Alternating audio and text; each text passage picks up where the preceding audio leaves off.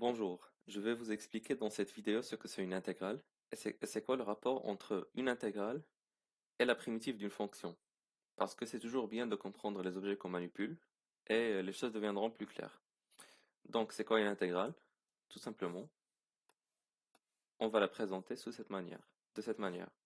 Là j'ai une fonction f, j'ai deux points a et b. Donc là sur l'axe des ordonnées j'ai f de a, là j'ai f de b. Et c'est quoi une intégrale? Bah, c'est juste l'aire sous la courbe de f, entre a et b. C'est l'aire qui est ici. Si la fonction, enfin, c'est l'aire algébrique, parce que quand la fonction est négative, si la fonction elle fait ça, alors l'intégrale entre ces deux points, enfin, si je calcule cette surface, ça va être un truc positif. Enfin, une surface c'est toujours positif, mais vu que pour l'intégrale, on prend les surfaces algébriques, et là la courbe elle est négative, donc cette aire, on va la considérer négative. Et donc, c'est ça la définition d'une intégrale. Et d'ailleurs, maintenant, vous comprenez pourquoi une fonction continue est intégrable. C'est juste parce que si une fonction est continue, tu peux calculer l'aire sous cette courbe. Enfin, tu peux juste prendre les deux points et hop, tu as une figure géométrique euh, dont tu peux calculer la surface. Donc maintenant, on va passer à plus concrètement au calcul de l'intégrale et pourquoi ça nous conduit à des primitives. Et donc, juste pour la culture, le symbole de la dérivée, c'est juste un S allongé parce que l'intégrale, c'est une somme de surface. Et maintenant, on va voir pourquoi. Disons que j'ai une fonction f qui est comme ça. Et je veux calculer son intégrale entre A et B.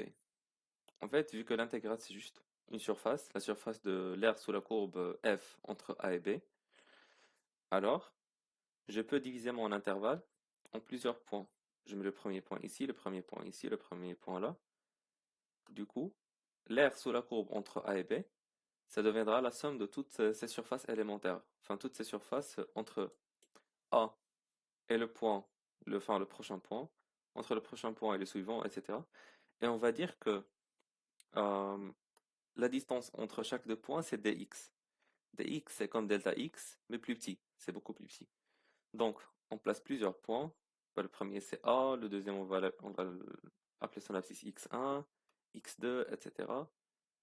Et là, je vais dire, OK, c'est xn moins 1. Et ensuite, c'est b. Donc, l'intégrale entre a et b de f, c'est l'intégrale de f entre a et x1, plus l'intégrale entre x1 et x2, etc., jusqu'à xn moins 1 et b. Autrement dit, la surface de l'aire sur la courbe entre A et B, c'est la surface entre A et x1, plus la surface entre x1 et x2, plus la surface entre x2 et x3, etc., jusqu'à xn-1b. Et l'écart entre chaque deux points xi et xi plus 1, c'est dx. Et donc, après avoir écrit tout ça, elle sort d'où la primitive?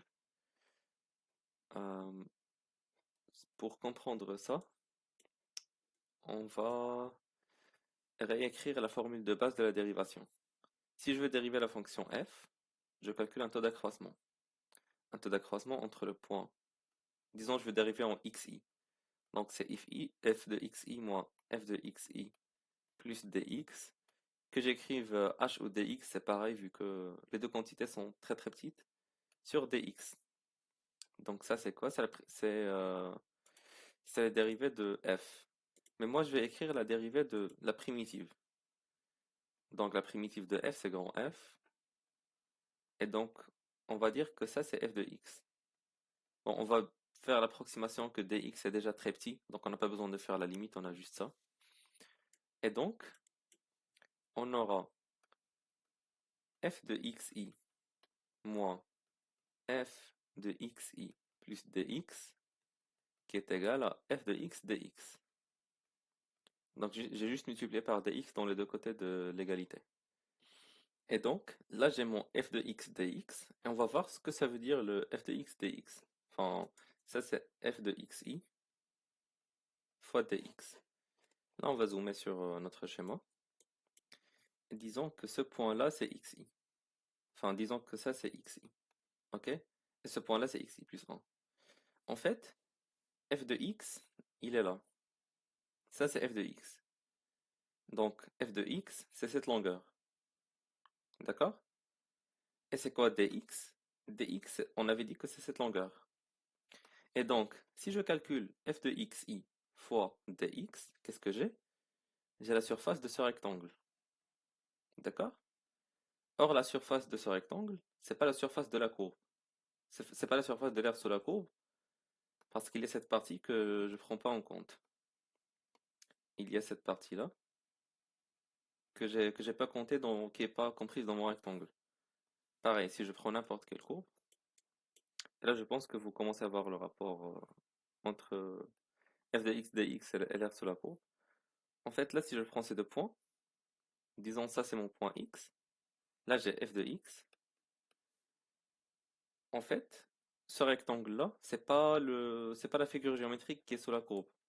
Donc l'aire de ce rectangle, c'est pas l'aire sous la courbe. Il manque ce triangle que j'ai pas pris en compte. Par contre, si je rapproche ces deux points le plus possible, et disons, ok, je vais effacer juste pour ne pas encombrer le schéma. Si je rapproche ce point, je le trace ici.